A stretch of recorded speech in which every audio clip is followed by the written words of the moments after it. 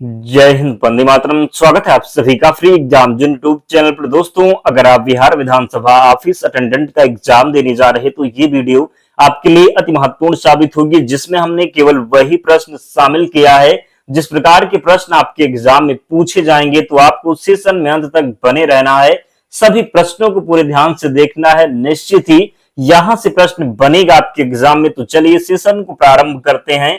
और पहला शानदार प्रश्न आपके स्क्रीन पर है। बताना है कि भारत के किस राज्य से खुरजा मिट्टी के बर्तन संबंधित हैं। तो सही उत्तर हो जाएगा उत्तर प्रदेश, याद रखेंगे। दूसरा प्रश्न है, तापमान की एसआई इकाई क्या है। तो तापमान की एसआई इकाई केल्विन है। क्या है? तो तापमान की एसआई इकाई केल्विन है।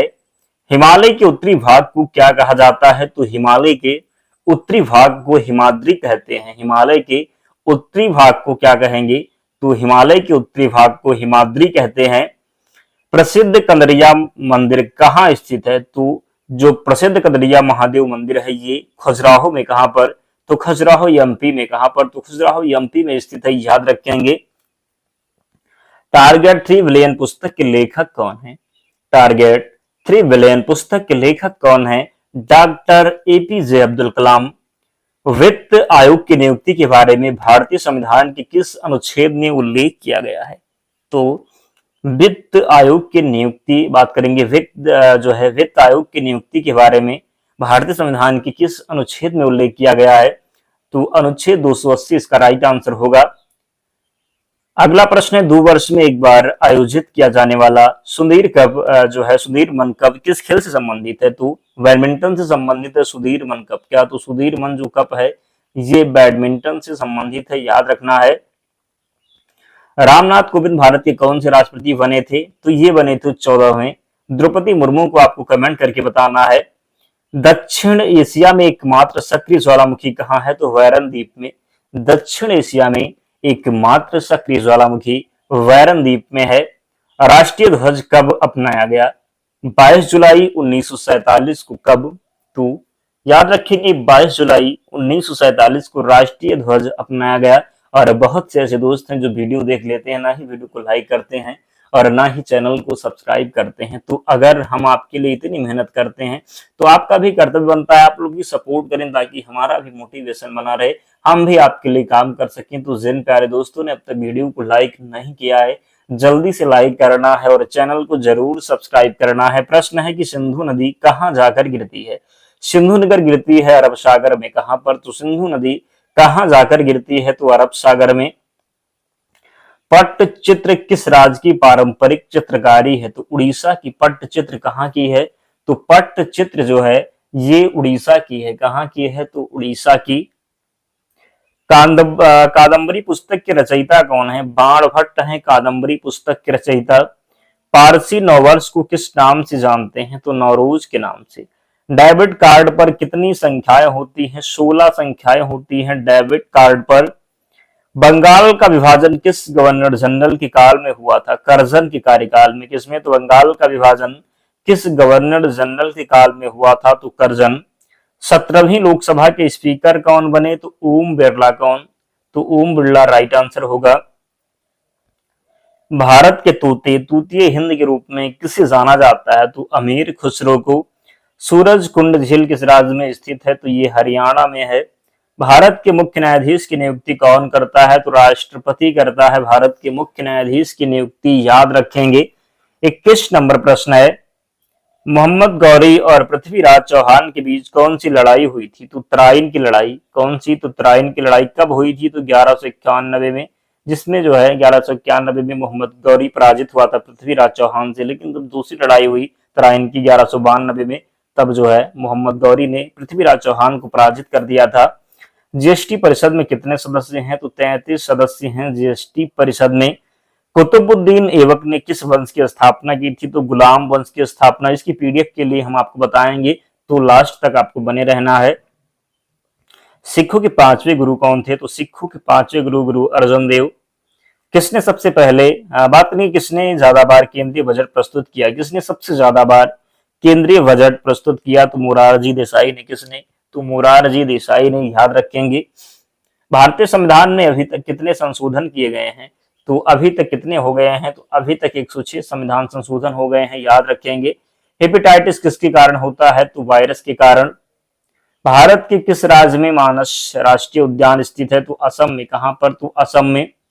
ताप्ती नदी का उद्गम किस राज्य में होता है? तो मध्य प्रदेश में। भारतीय संविधान के किस अनुच्छेद में अस्पृश्यता जो है उन्मूलन के विषय में उल्लेख किया गया है? तो अनुच्छेद 17 में। अस्पृश्यता का जो अंत है, अस्पृश्यता का उन्मूलन जो है ये अनुच्छेद 17 में किया गया है। कौन 15वीं शताब्दी के दौरान असम में वैष्णव संप्रदाय का प्रमुख समर्थन था? तो कौन हो जाएंगे? तो शंकरदेव। भारत में पंचवर्षीय योजना किस वर्ष प्रारंभ की गई? तो 1951 से और जो है 1956 तक चली थी भारत की प्रथम पंचवर्षीय योजना। द्वितीय की बात करेंगे तो 56 से अक्षर, तृतीय कब तक चली थी? तो 61 से 66, इस प्रकार याद रखेंगे। और 66 से 69 तक ये क्या था? तो ये अवकाश था। क्या था?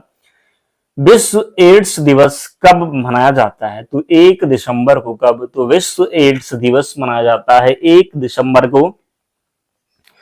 द्रोणाचार्य पुरस्कार किस क्षेत्र में जो है संबंधित है? तो द्रोणाचार्य जो पुरस्कार संबंधित है ये किस क्षेत्र से संबंधित है? तो ये संबंधित है खेल से। किससे? तो द्रोणाचार्य पुरस्कार संबंधित है खेल से। मोहनजोदड़ो किस नदी के तट पर स्थित है? तो सिंधु नदी के तट पर स्थित है मोहनजोदड़ो। राष्ट्रवादी कांग्रेस पार्टी का गठन किस वर्ष हुआ था? 1999 में राष्ट्रवादी कांग्रेस पार्टी का गठन हुआ था 1999 में। किस राज्य में भारत की सबसे लंबी तटरेखा है? गुजरात राज्य में। किसको वेदांत कहा जाता है? तो वेदांत कहा जाता है उपनिषद को। किसको जो है वेदांत कहा जाता है? तो वेदांत कहा जाता है उपनिषद को। 15वें वित्त आयोग के अध्यक्ष कौन थे? तो एन.के. सिंह। हुंड्रू जलप्रपात किस नदी पर स्थित है? तो हुंड्रू जलप्रपात स्वर्णरेखा नदी पर है। किस पर?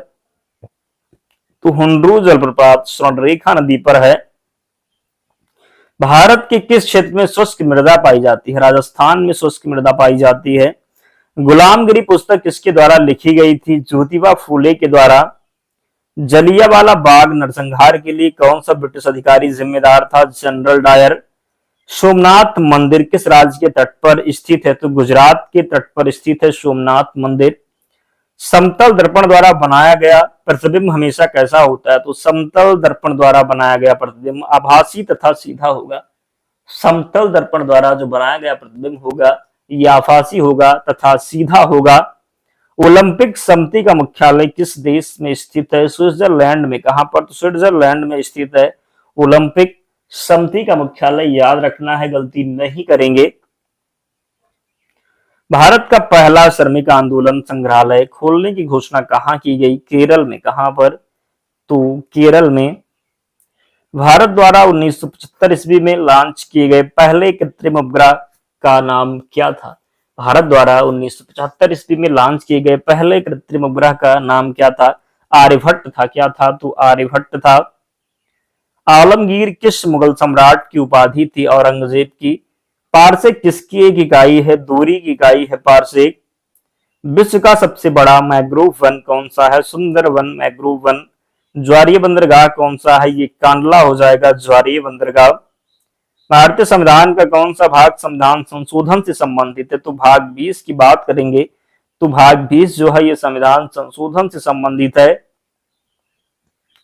आंख की पारदर्शी अग्रभाग को क्या कहा जाता है? कार्निया कहेंगे। आंख के पारदर्शी अग्रभाग को कार्निया कहते हैं। रानी रुद्रमा देवी किस राजवंश की प्रसिद्ध शासिका थी? तो रानी रुद्रमा देवी जो थी ये किस राजवंश की प्रसिद्ध शासक थी? तो काकतीय वंश। रुद्रमा देवी किससे संबंधित है? काकतीय वंश। कोयला भंडार में दुनिया में भारत का स्थान कौन सा है? 5वां स्थान है। वल्लम काली किस तरह एक पारंपरिक खेल है? ये नौकायन खेल है। क्या है? तो वल्लम काली ये नौकायन खेल है। किसने वर्ष 1503 में भारत में पहला यूरोपीय किला बनाया? तो पुर्तगाली ने। चंबल किस नदी की सहायक नदी है? यमुना नदी की सहायक नदी है चंबल। क्या होगा? तो यमुना नदी की सहायक नदी है चंबल। क्या? तो यमुना नदी की सहायक नदी है चंबल। याद रखेंगे। किस उत्पादों का बात करेंगे? कृषि उत्पादों का दूसरा सबसे बड़ा उत्पादक देश भारत है। जोग जलप्रपात किस राज्य में स्थित है? कर्नाटक में स्थित है जोग जलप्रपात। प्राचीन बंदरगाह शुपारा किस राज्य में स्थित है? तो सुपारा जो है ये महाराष्ट्र में है। कहां पर? तो प्राचीन बंदरगाह सुपारा की बात करेंगे तो ये महाराष्ट्र में स्थित है। कौन सी नदी महाराष्ट्र के त्र्यंबकेश्वर से निकलती है? त्र्यंबकेश्वर से निकलती है गोदावरी नदी। कौन सी? तो गोदावरी नदी महाराष्ट्र के त्र्यंबकेश्वर से निकलती है। मिजोरम के पारंपरिक बांस नृत्य को क्या कहा जाता है? चेराव कहते हैं। कौन सा प्राकृतिक गैस का सबसे बड़ा घटक है? मीथेन होगा। किस राज्य में भारत का पहला मॉस गार्डन विकसित किया जा रहा है? तो उत्तराखंड में। बोर्लोग पुरस्कार के क्षेत्र के योगदान के लिए दिया जाता है? तो कृषि क्षेत्र। प्राणी जगत में किस सदस्य के हृदय में 4 कक्ष होते हैं? तो पक्षी के। किसके? तो पक्षी के। स्वतंत्रता के बाद भारत में कितनी स्वतंत्र रियासतें एकीकृत की गई थी? स्वतंत्रता के बाद भारत में कितनी स्वतंत्र रियासतें जो है एकीकृत की गई थी? तो 562। कितनी? तो 562। नागालैंड राज्य दिवस किस दिन मनाया जाता है? 1 दिसंबर को मनाया जाता है नागालैंड राज्य दिवस। पंचायत का सदस्य बनने के लिए न्यूनतम आयु क्या होनी चाहिए? तो 21 वर्ष होनी चाहिए। हरियाणा के किस शहर में शेख चिल्ली का मकबरा स्थित है? शेख चिल्ली का मकबरा जो है ये कुरुक्षेत्र में स्थित है। केंद्रीय सूचना आयोग का गठन पहली बार जो है किस वर्ष में किया गया था? तो केंद्रीय सूचना आयोग का गठन पहली बार 2005 में किया गया था। कब? तो 2005 में। किस शहर में राष्ट्रीय कंपनी कानून न्यायाधिकरण की प्रमुख पीठ स्थित है? तो नई दिल्ली में। 19वीं शताब्दी में ब्रह्म समाज की स्थापना किसने की थी? राजा राममोहन राय ने। वेम्बनाड झील किस राज्य में स्थित है? केरल में। किस केंद्र शासित प्रदेश में हेमिस मठ स्थित है? तो यह लद्दाख में स्थित है। हेमिस मठ की बात करेंगे, लद्दाख में स्थित है। जनसंख्या में प्रति 1000 पुरुषों पर महिलाओं की संख्या को क्या कहा जाता है? लिंगानुपात कहेंगे। भारत के किस राज्य में नतंजलि उत्सव बात करेंगे किस राज्य में मनाया जाता है? तो तमिलनाडु में। कहां पर? तो नतंजलि उत्सव जो है ये तमिलनाडु में मनाया जाता है। भारत के पड़ोसी देश भूटान की राजधानी कौन सी है? तो भारत के पड़ोसी देश भूटान की राजधानी थिम्पू है। क्या है? तो थिम्पू है। मानव शरीर में किस ग्रंथ से पित्त रस स्रावित होता है? तो पित्त रस स्रावित होता है यकृत से। किससे? तो यकृत या फिर लीवर कह सकते हैं। सत्रिया किस राज्य भारतीय राज्य का शास्त्रीय नृत्य है? तो सत्रिया नृत्य की बात करेंगे ये किस भारतीय राज्य का शास्त्रीय नृत्य है? तो ये असम का है। वेटिंग फॉर वीजा किस व्यक्ति की आत्मकथा है? डॉक्टर भीमराव अंबेडकर। श्री ब्रह्मपुरेश्वर मंदिर भारत के किस राज्य में स्थित है? तो श्री ब्रह्मपुरेश्वर मंदिर की बात करेंगे ये तमिलनाडु में। श्री ब्रह्मपुरेश्वर मंदिर भारत के किस राज्य में स्थित है? तमिलनाडु में। भरतनाट्यम किस भारतीय राज्य का शास्त्रीय नृत्य है? तमिलनाडु का। भारतीय संविधान के अनुसार प्रधानमंत्री की नियुक्ति किसके द्वारा की जाती है? भारत के राष्ट्रपति के द्वारा।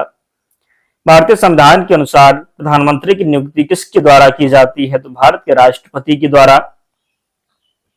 यामिनी कृष्णमूर्ति किस शास्त्रीय नृत्य शैली के लिए प्रसिद्ध हैं?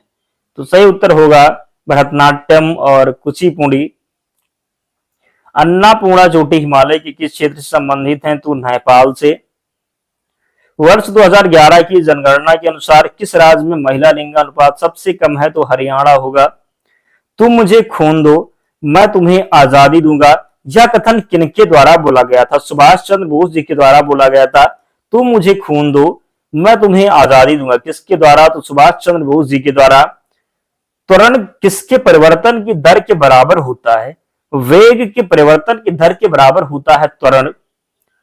कौन भारतीय रिजर्व बैंक के प्रथम भारतीय गवर्नर थे? तो सीडी देशमुख। कौन भारतीय रिजर्व बैंक के प्रथम गवर्नर थे? तो सीडी देशमुख। संविधान सभा की मसौदा समिति में कितने सदस्य शामिल हैं? 7 सदस्य शामिल हैं। काला सागर किस महासागर में स्थित है? तो अटलांटिक महासागर में। प्रागैतिहासिक काल के पहले युग को क्या कहा जाता है? पुरापाषाण काल। प्रागैतिहासिक काल के पहले युग को क्या कहा जाता है? तो पुरापाषाण काल कहते हैं प्रागैतिहासिक काल के पहले युग को।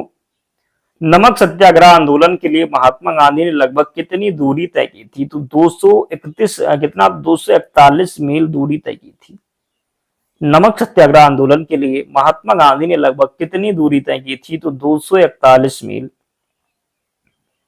बादशाह अकबर ने बुलंद दरवाजा किस वर्ष बनवाया था? 1601 में पूछा जाए क्यों बनवाया था? तो गुजरात विजय के पश्चात। क्या? तो गुजरात विजय के पश्चात। कहां पर? तो फतेहपुर सीकरी में। कहां पर? तो फतेहपुर सीकरी में। चीन का राष्ट्रीय खेल कौन सा है? टेबल टेनिस है चीन का राष्ट्रीय खेल। कौन सी बीमारी सुअर से फैलती है? तो सुअर से फैलती है स्वाइन फ्लू। भारतीय संविधान में अनुच्छेदों की कुल संख्या कितनी है? तो 448। कितने? तो भारतीय संविधान में अनुच्छेदों की कुल संख्या है 448। कितनी? तो 448। भारत में फ्रांसीसी उपनिवेश की राजधानी कहाँ थी? तो पुडुचेरी थी। कहां पर? तो पुडुचेरी थी। तो ये 101 जो प्रश्न है इन्हें एक दो बार देख लीजिएगा, क्योंकि इनमें से प्रश्न आपके एग्जाम में पूछा जाएगा और पूछा जाएगा तब आपको सही करना रहेगा। इसलिए सभी प्रश्नों को पूरे ध्यान से एक दो बार देख लीजिएगा। और पीडीएफ के लिए टेलीग्राम चैनल से जुड़ जाना, लिंक डिस्क्रिप्शन बॉक्स में है, या फिर आप टेलीग्राम पर जाएंगे, सर्च करेंगे फ्री एग्जाम जोन। क्या सर्च करेंगे? तो फ्री एग्जाम जोन सर्च करेंगे, आपको चैनल मिल जाएगा, ज्वाइन हो जाना, वहां पर आपको सारी पीडीएफ मिल जाएगी। तो मिलते हैं नेक्स्ट वीडियो में, तब तक पढ़ते रहिए, ध्यान रखिए अपना, स्वस्थ और सुरक्षित रहिए। जय हिंद।